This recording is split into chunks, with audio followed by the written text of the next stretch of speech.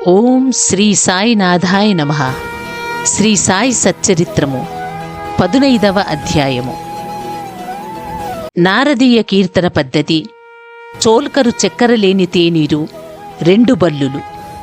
6వ అధ్యాయములో సిరిడీలో జరుగు శ్రీరామనవమి ఉత్సవం ఎట్లు ప్రారంభమయ్యను, ఆ సమయములో హరిదాసును తెచ్చుట ఎంత కష్టముగా నుండెడిది, తుదకు ఆ పనిని దాసగను మహారాజు నిర్వహించున్నట్లు బాబా శాశ్వతముగా నియమించుట, దానిని ఇప్పటి వరకు దాసగను జయప్రదముగా నడుపుటననునవి చదువరులు జ్ఞాపకముంచుకొనియే ఉందురు.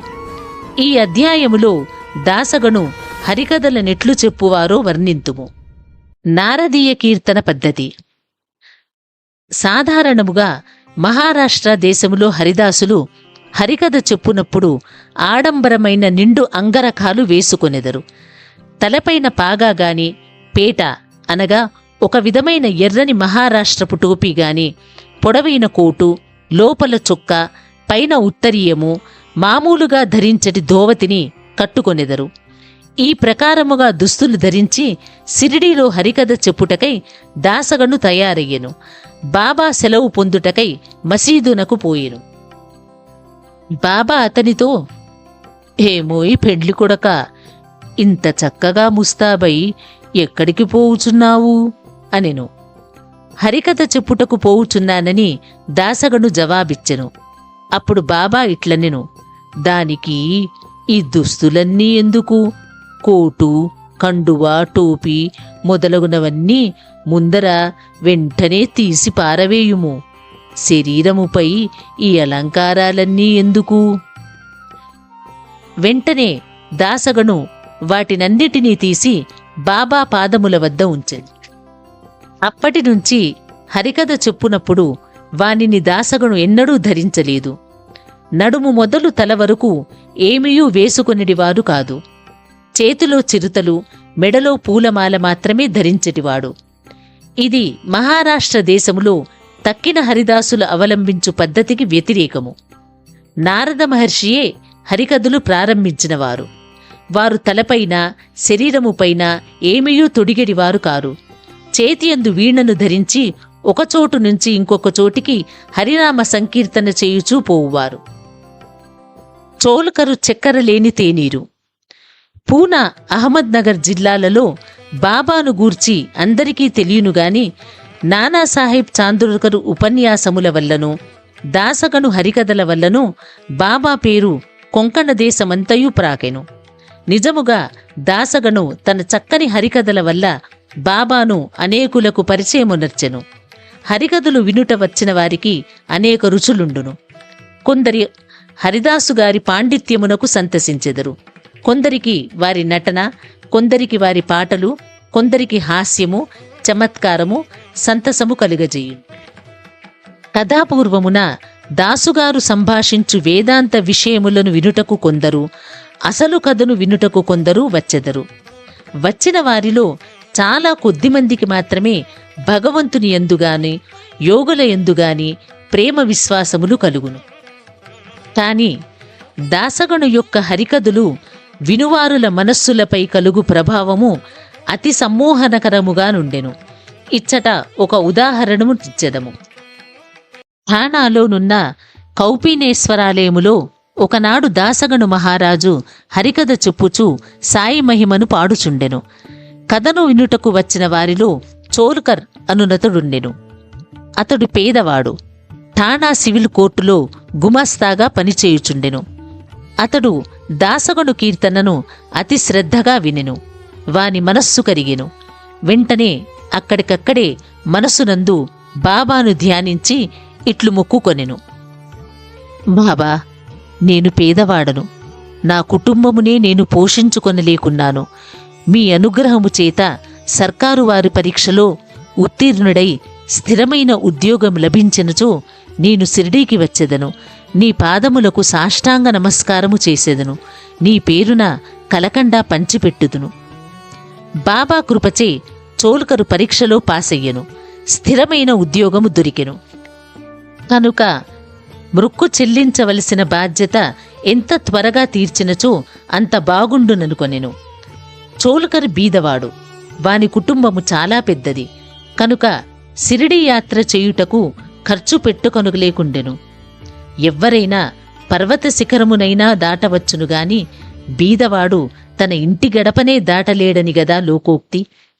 చోల్కరుకు ఎటులైనా శ్రీ సాయి మృక్కును త్వరలో చెల్లించవలెనని ఆతురత కలిగెను.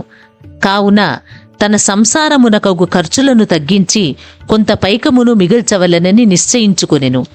తేనీటిలో వేయు చక్కెరను మాని ఆ మిగిలిన ద్రవ్యమును దాచుటకు ప్రారంభించెను. ఇవ్విధముగా కొంత ద్రవ్యమును మిగిల్చిన పిమ్మట షిరిడీకి వచ్చి బాబా పాదములపై పడెను. ఒక టెంకాయ బాబాకు సమర్పించెను. తాను మురుక్కున్న ప్రకారము కలకండా పంచిపెట్టెను.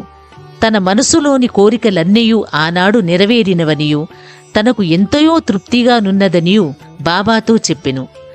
చోల్కరు బాబూ సాహేబు జోగు గృహమందు దిగెను. అప్పుడు వీరిరువురూ మసీదులో నుండిరి. ఇంటికి పోవుటకై వారు లేచి నిలువగా బాబా జోగుని పిలిచి ఇట్లనెను, నీ అతిథికి టీ కప్పులలో విరివిగా చక్కెర వేసి ఇమ్ము. ఈ పలుకులలోని భావమును గ్రహించినవాడే చోల్కర్ మనస్సు కరిగెను. అతడు ఆశ్చర్యమగ్నుడయ్యెను. వాని కండ్లు బాష్పములచే నిండెను.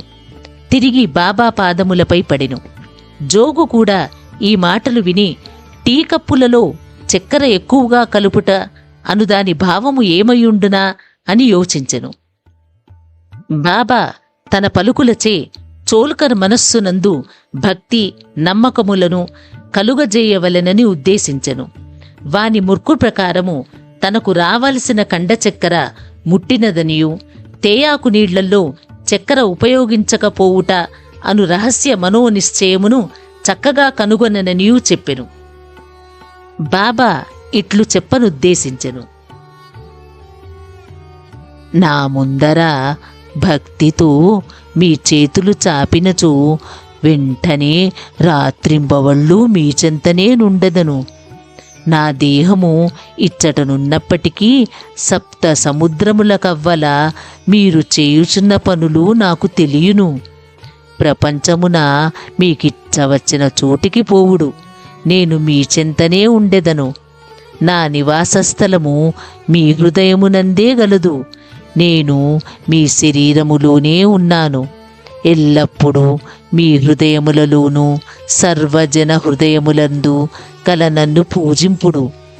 ఎవ్వరు నన్ను ఈ విధముగా గుర్తించెదరో వారు ధన్యులు, పావనులు, అదృష్టవంతులు. బాబా చోల్కర్కి ఎంత చక్కని ముఖ్యమైన నీతిని ఈ విధముగా బోధించనో గదా. 2 బల్లులు. ఈ అధ్యాయమును 2 చిన్న బల్లుల కథతో ముగించెదము. ఒకనాడు బాబా మసీదులో కూర్చుని ఉండెను. ఒక భక్తుడు బాబా ముందర కూర్చుని ఉండెను. ఒక బల్లి టిక్కుటిక్కుమని పలికెను. కుతూహలమురకై ఆ భక్తుడు బల్లి పలికిన దానికి అర్థమేమని బాబానడిగెను. అది శుభశకునమా లేక అశుభమా అని ప్రశ్నించెను. తన చెల్లెలు ఔరంగాబాదు నుండి తనను చూచుటకు వచ్చునని ఆ బల్లి ఆనందించుచున్నదని బాబా పలికెను. భక్తుడు నిర్ఘాంతపోయి కిమ్మనక కూర్చుండెను. బల్లి పలికిన దానిని అతడు గ్రహించలేకుండెను. కొంత తడవైన పిమ్మట ఔరంగాబాదు నుండి ఎవరో గుర్రముపై బాబా దర్శనమునకై షిరిడీ వచ్చిరి. అతడింకనూ కొంత దూరము పోవలసి ఉండెను. కాని వాని గుర్రము ఆకలిచే ముందుకు పోలేకుండెను. గుర్రమునకు ఉలవలు కావలసి ఉండెను. తన భుజముపైనున్న సంచిని తీసి ఉలవలు తీసుకుని అచ్చటికి పోవునప్పుడు దానిలోనున్న ధూళిని విదిలించెను. అందులో నుండి ఒక బల్లి కిందపడి అందరూ చూచుచుండగా గోడనెక్కెను. ప్రశ్నించిన భక్తునకు అదంతయు జాగ్రత్తగా గమనించుమని బాబా చెప్పెను. వెంటనే ఆ బల్లి తన సోదరి వద్దకు సంతోషముతో పోయెను. చాలా కాలము పిమ్మట అక్క చెల్లెళ్ళు కలుసుకొనిరి. ఒకరినొకరు కౌగిలించుకొని ముద్దెడుకొనిరి. గుండ్రముగా తిరుగుచూ అధిక ప్రేమతో నాడిరి. షిరిడీ ఎక్కడా, ఔరంగాబాద్ ఎక్కడా? గుర్రపు రౌతు ఔరంగాబాదు నుండి బల్లిని తీసుకుని షిరిడీకెట్లు వచ్చెను? రాబోయే 2 అక్క చెల్లెళ్ళు కలియుదురని బాబా ముందుగానే ఎట్లు చెప్పగలిగెను? ఇది ఎంతయు బహు చిత్రముగానున్నది. ఇది బాబా సర్వజ్ఞుడని నిరూపించుచున్నది. ఉత్తరలేఖనము. ఎవరైతే ఈ అధ్యాయమును భక్తి శ్రద్ధలతో నిత్యము పారాయణ చేసెదరో వారి కష్టములన్నీ శ్రీ సాయినాథుని కృపచే తొలగును. 15వ అధ్యాయము సంపూర్ణము. సద్గురు శ్రీ సాయినాథార్పణమస్తు. శుభం భవతు. 2వ రోజు పారాయణము సమాప్తము. ఈ వీడియో మీకు నచ్చినట్లయితే లైక్ చేయండి, షేర్ చేయండి, మా ఛానల్ని సబ్స్క్రైబ్ చేయండి. మా పాఠకులు ఎక్కడ ఉన్నా సులభముగా సాయి సచ్చరిత్ర 53 అధ్యాయాలు వినుటకు మరియు తెలుసుకున్నటకు సనాతన నిధి అప్లికేషన్ ప్రతి అధ్యాయము వీడియోలుగా చేసి మీకు అందిస్తున్నాము. సనాతన నిధి యాప్ని డౌన్లోడ్ చేసుకుని సాయిబాబా జీవితగాథను తెలుసుకోండి మరియు ప్రత్యేక క్విజ్ కార్యక్రమంలో పాల్గొని విజేతలుగా నిలవండి. ప్రతి అధ్యాయం తరువాత క్విజ్లో పాల్గొని మీ పరిజ్ఞానాన్ని పరీక్షించుకోండి మరియు బహుమతులు గెలుచుకోండి. మీ కుటుంబంతో కలిసి ఈ ఆధ్యాత్మిక ప్రయాణంలో పాల్గొనండి. ఇప్పుడే డౌన్లోడ్ చేసుకోండి సనాతన నిధి యాప్. గూగుల్ ప్లే స్టోర్ మరియు యాపిల్ యాప్ స్టోర్లో అందుబాటులో ఉంది. మరిన్ని వివరాలకు మా వెబ్సైట్ని సందర్శించండి.